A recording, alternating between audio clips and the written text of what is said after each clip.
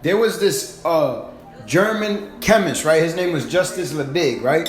This guy, he came up with the premise that animal protein sustains long periods of strenuous exercise, which is false. But he came up with this premise, and that created the meat industry. So that it goes deeper than you could ever imagine. We know what to do. They trick us to fund their industries and also to control us in terms of the masses. Because if they control what you eat, they control what you do, what you think, what you feel. You see what I'm saying?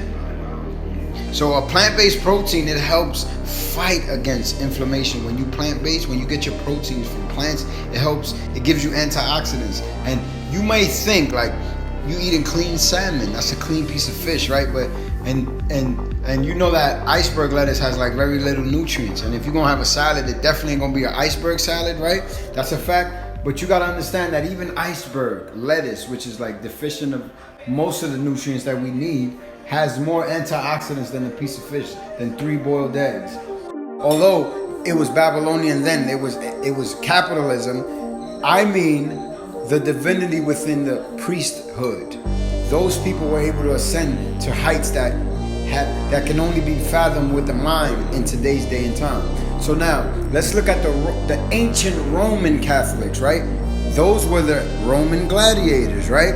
Those were the people who were the prize fighters of back in the day, like the Floyd Mayweathers, like the Mike Tysons, like the whatever era you from and you could name, Muhammad Ali, Evander Holyfield, all them niggas.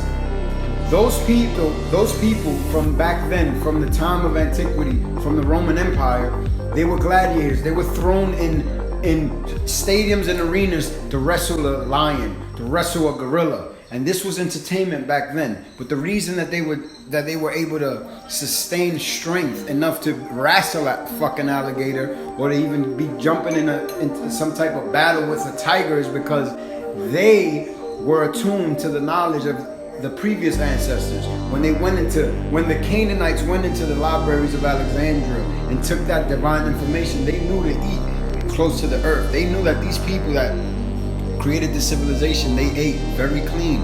They were very meek. They were divine beings. They were the supreme beings, God in human forms. They were the closest descension to that essence that we all stem from.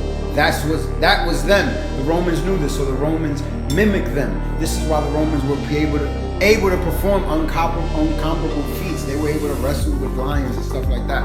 And when you study the bones, archaeologists have studied the bones of these people, and they see that their diet was mostly consisted of vegetarian. That's not to say, like people say, we're not monkeys or whatever. A monkey might eat some insects or whatever.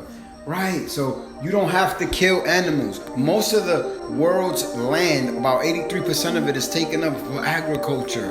Don't you understand that? For you to live a vegan lifestyle in 1 year, it only uses up 1 acre of land. 1 acreage of land you would have to use up to sustain yourself and your family if you were vegan. And there's athletes today, there are prize fighters and professional athletes today that have adopted a vegan and of a plant-based lifestyle, and all they seen was that their recovery increased. All they seen was that their performance increased. All they seen was that their capabilities and abilities only intensified and magnified because of the plant-based lifestyle.